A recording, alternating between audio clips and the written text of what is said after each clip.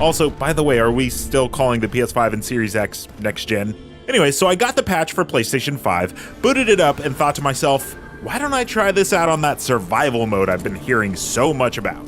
Survival mode, or survival difficulty, was added to Fallout 4 several months after its initial release. It replaced the original survival difficulty, renaming that mode to very hard, and changed elements beyond making enemies just harder to fight.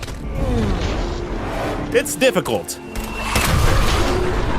Very difficult, and it's not the mode I would recommend first-timers to try out.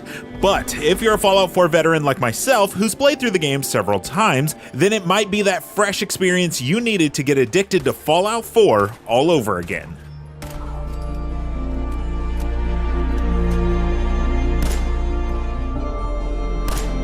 First, let's go over exactly how survival mode changes the game. First and foremost, it's tough. In combat, the player character has an increased damage output of 150%. Of course, this is offset by increased enemy damage of 200%. Enemies will drop quickly if you're able to get the jump on them, but in no time at all, they'll drain your health and cripple you in return. Healing also takes a huge nerf. Stim packs, food, and drinks will still heal you, but incredibly slowly. Also, only certain food or drinks. Be sure to check which ones actually recover HP, but chugging 17 boxes of Blamco mac and cheese just ain't gonna cut it. So stim packs become a huge commodity, especially because if your partner goes down, they'll need a stim pack to get back up. Aside from your health, you'll also need to look out for your well-being. Thirst, hunger, exhaustion, and illness all come into play in survival mode. Being thirsty or hungry lowers your AP, which means less stamina for sprinting and fewer points to use in VATS. This shouldn't be a problem though, right? Every time you're hungry or thirsty and you're out of items, you can just fast travel back to one of your bases to resupply. Right? Right? Nope. In survival mode, there is absolutely zero fast travel, even if you build a fast travel marker at the base. So get your comfy shoes on because you're going to be running everywhere. Well, that's fine because just like in any other Bethesda game, you should have enough carrying capacity to lug around all the food, water, and chems you'll need at all times. Ha! Think again. Ammo. You know the thing you need a lot of? It has weight now, so not only are you fighting some of the toughest battles you've ever faced in Fallout 4, but you're doing it with limited weapons and constantly battling becoming too hungry, tired, or thirsty. Also, if you're over-encumbered for too long, you'll start to take periodic damage. Fun!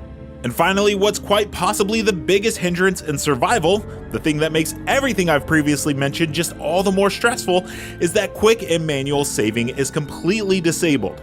The only way to save your progress in survival is by finding a bed to sleep in for at least an hour. And yes, every time you die, your most recently slept in bed is the one you'll respawn in, and the game will have undone everything you've accomplished in the time since you've slept. It saves nothing. But to answer my headline question, should you play in survival mode?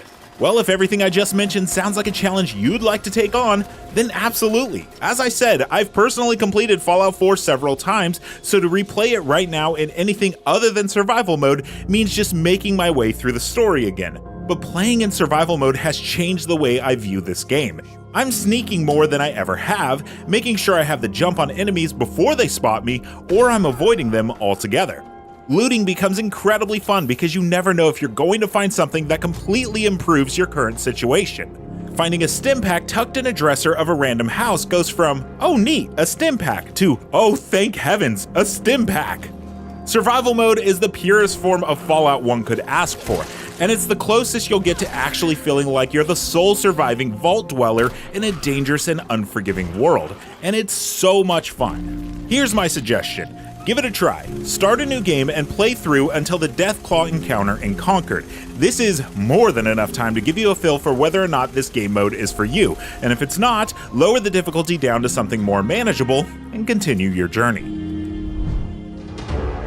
Okay, now that you've made the brave choice to dive into survival mode, it's time to start playing like a survivor. Luckily, I've played enough of this mode so far to offer some tips to make your new, daunting adventure just a tad more manageable. As I mentioned, sleeping in a bed is the only way to save your game, and you should do it as often as you can. There are no checkpoints or autosaves or anything, and I mean it. Any loadouts you build, items you loot, level up points spent, it's all gone if you die, so you'll always be on the lookout for a place to lay your head. Because there is no fast travel, however, the bed you find might not always be the greatest. For one, a chair or a couch just won't do it. It needs to be a sleeping bag or mattress on the ground or a traditional bed on a frame. The difference there is, if you sleep on a sleeping bag or mattress on the ground, it'll save your game, yes, but it won't contribute to reducing your overall tiredness. You need to be able to sleep at least 8 hours to cure your exhaustion. Also, every time you nap on the ground, there is a chance you'll wake up with an illness. Don't let this stop you though. When you're out in the wild, sleeping for an hour to save your game is still worth the sickness gamble. That way you don't lose your progress. You'll find beds in houses, usually on the top floor, or sometimes even in combat locations. If you need to pass the time out in the world, you can sit without risking infection, although depending on how much time you let pass, you might stand up feeling awfully tired, hungry, and thirsty. Just like in normal Fallout 4 difficulties, it's always the best practice to never carry more than you need. It's just compounded in survival mode. A great practice is to be mindful of the enemy you're currently encountering. If you're clearing out a factory filled with raiders, then a pipe pistol is a good weapon to bring, as the raiders will drop pipe pistol ammo, so you'll always be replenishing, saving you from having to carry a full loadout. You'll also need to be mindful about what you pick up. While it's tempting to pick up every piece of junk or strip every raider down to their undies, it just won't fly in survival. Be aware that your partner can carry stuff, so you can have them lighten the load for you. Or, if you prefer to run solo, grab the Lone Wanderer perk to carry 50 additional weight. More on that in a bit.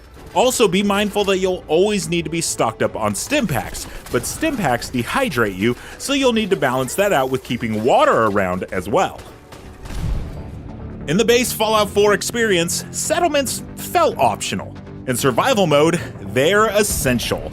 The water pump alone is a welcome sight when you're limping back to camp while dying of thirst. You'll also have access to clean beds, you can unload all of your junk, and you'll be able to cook and plant crops, which are essential to keeping you stocked up on food. Given that there are settlements strewn throughout the Commonwealth, it's important to take time to at least build the necessities at each location to get your character back into shape after exploring. This one is simple, but you need to take your time in combat. You're not rushing out into the open and just destroying everyone in sight anymore.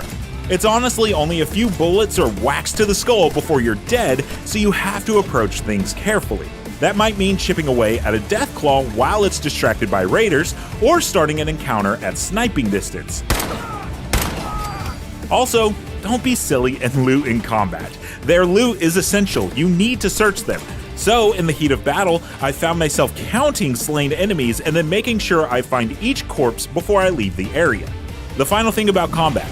At some point, a grenade is going to explode at the wrong time, an enemy is going to pin you, or you're just going to walk into a room filled with mines and you're going to die. But enemy placement is semi-static. So, if you're making your way through an area and you die, then you should be able to approach that situation again with a bit more knowledge of what will happen during the fight. One of my biggest tips would be, I would consider going solo. I think we ought to go our separate ways. Having a teammate watching your back in the Commonwealth is an experience many of us enjoy, but there is a strong case to be made for going at it alone. Sure, it's nice to have someone draw the fire away from you and carry some of the junk you've acquired, but their usefulness is sometimes offset by them just getting in the way. Enemies will often spot them and blow your cover, and they'll constantly die and need to be revived, depleting your precious stim pack supply. Instead, consider grabbing the Lone Wanderer perk, like I mentioned earlier. This charisma perk, even at rank 1, will reduce enemy damage by 15% and increase your total carry weight by 50%. As you level, ranking up the perk will just further increase those benefits. Sure, it'll get lonely out there, but having full control of the battlefield and only needing to worry about yourself may be the best way to play things. Just like beds and settlements, you'll want to be mindful of where doctors are located in the Commonwealth.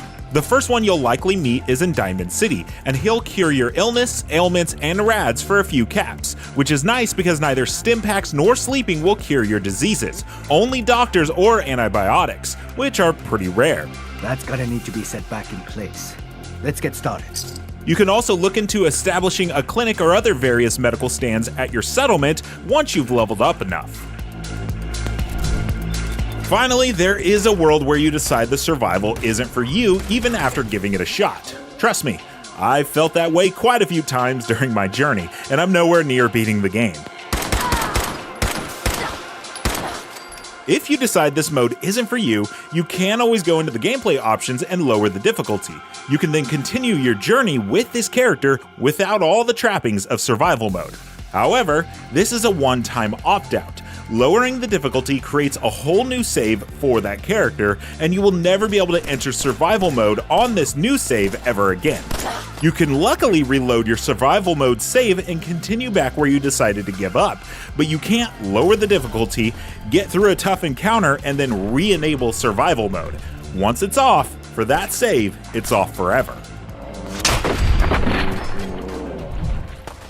And that is everything you need to know about survival mode and some tips to help you get through it. For more Fallout 4 help, make sure to head on over to our wiki on IGN.com and watch our videos to see what you should be doing first in the game and the things the game doesn't tell you. Also, please let me know in the comments if you're currently playing through survival mode, if you've never tried it, or if you've tried it and gave up. There's no shame in giving up, trust me.